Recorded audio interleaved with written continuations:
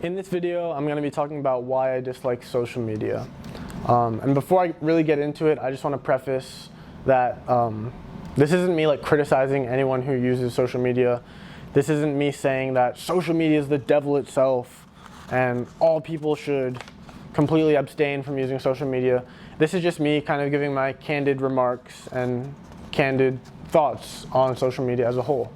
So without further ado, let's just get right into it. One of the first ideas or thoughts, emotions that I think of or that I feel when I think of social media is superficiality. And I'm thinking more of Facebook, Twitter, Instagram, Snapchat, apps like that. Because to me, what social media represents is, it's like, the way I think of it is, it's like a personal marketing campaign. That is to say, your profile, the photos you share, the posts you share, the tweets, the videos, whatever, they all are an extension of yourself. They are you in some ways. Obviously, they're not actually you, but it's what you embrace. It's what you want the world to know about yourself. And of course, what does that introduce? That introduces some vanity, some dishonesty sometimes, some competitiveness, all of these type things, which can be negative, can be positive. Personally, I think they're more negative, just because I think it kind of feeds into curating a little too much, trying a little too hard, and putting efforts in the wrong places. And what I mean by that is, some people, they try super hard to just have a pristine, a gorgeous, a super picturesque Instagram feed. You know, that's what they want their life to look like. That's how they want other people to perceive them. And of course, it's all true. It's photos of them, it's places they've been, it's things they've done. So it's not like they're lying. It's not like they're fabricating reality. But what I think the critical thinker needs to do is they also need to consider what's being omitted. What are people omitting from their social media profiles, from their social media presence? You know, because I think that's definitely worth looking into. And yeah, I was guilty of it too. When I used social media more regularly. Nowadays, I try to refrain just because I didn't think it was adding much substance or value to my life. But yeah, when I was using it regularly, I was very much doing the exact same stuff. I wanted to share the highlights of my life. I wanted to share what makes me look good, a photo where I look attractive, or a beautiful scene. I want people to think I'm sophisticated and cool and all this, yada yada yada. I get it. That's very much a human emotion. It makes sense that people would use their own marketing campaign in that way. But it's kind of fake. It's very much fake, in my opinion, and it's very much superficial, and it's almost like an attack on spirituality, in my opinion. And the reason why I say that is because I think Shakespeare said, to thine own self be true. What does that mean to you? Just be true to yourself. Don't be a sellout. Don't lie. Just keep it real.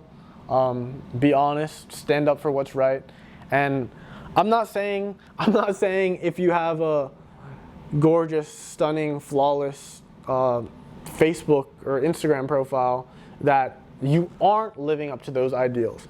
What I'm saying is you're kind of doing yourself a disservice, and maybe you're even doing a disservice to those around you by caring too much about something that doesn't really matter that much at all, in my personal opinion. You know, some people could say, oh, if you're an influencer, then that's your living, that's how you make money. And yeah, cool, I get that. But that doesn't mean that morals aren't a thing.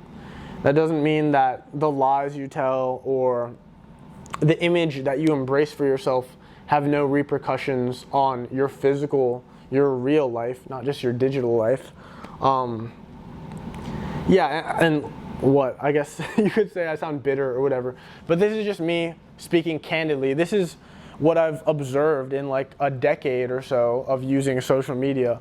And I think it's kind of terrifying that very young children are using it, because like there's a very direct correlation and maybe even causation between social media usage and mental health disorders, whether they be anxiety or depression. Of course, if you ask Facebook and Instagram and big tech, they're going to say, oh, they have nothing to do with each other. Correlation does not equal causation. But from me, I'm no psychologist, I'm no expert, but I can say what I observe, what I feel. I think without a doubt, social media, it definitely can be destructive upon one's peace of mind, your self-esteem, your self-worth, what you prioritize in life. It can destroy productivity. It can make you feel inadequate. It can give you intense feelings of FOMO, of course, feelings of missing out. And who knows, maybe it sounds crazy, but I think it's very intentional. I think the way that big tech works, all the social engineering, marketing, yada, yada, yada, I think it is all very intentional, and it's very commercial. They want you to buy products. They want you to not feel good about yourself, to keep buying, consuming, being envious, and not feeling sufficient just the way you are, which I think every human being should have that self-esteem. They should have that self-awareness to recognize, yes, I'm flawed. Yes, I'm not the best at certain things. I have shortcomings. I have things I need to work on. But at the end of the day, I am enough. I am good enough. And I don't think social media wants that for people. There was a quote I read once. I don't know if it was original or not, but someone said regarding all these social media platforms, Facebook, YouTube, Instagram, yeah, they are free to use. These products are free, and that's pretty cool, I'd say. But the quote said, if the product you're using is free, then you are the product. So I'll say it again. If the product you're using is free, then you, the user, are the product. And I had to think about that a little bit. I think I came across it a few years ago, and it kind of went over my head. I was like, what does that even mean? Like, that just sounds crazy. I'm the product? How am I the product? But no, as I've thought about it more, as I've witnessed more things and improved my critical thinking skills, I realized, oh my goodness, there's a lot of truth to that. I am the product. That is to say, these social media schemes, apps, whatever, it's very much subconscious. It's very much subliminal, the messaging, the influencing that's taking place. But without a doubt, they can control behavior in some ways. Make you think some things are acceptable, some things are unacceptable. Some things are cool, some things are uncool. Some things are trendy, some things are old and boring. And I don't know, maybe you think I'm crazy for saying that, but I encourage you to give it a second thought and just think about it maybe from a different perspective. Try to see the issue, the situation as a whole through a different lens. Maybe talk to older people who really have no social media presence and see what they think. See how they interact socially. Yeah, that's what I would say. That's what I would recommend. And at the end of the day, like I said, I'm not going to sit here and say, oh, we should act like the Amish and get rid of technology. We should get rid of the internet. No, I'm not going to say that. I think the internet is a wonderful tool, but we need to recognize it's a tool.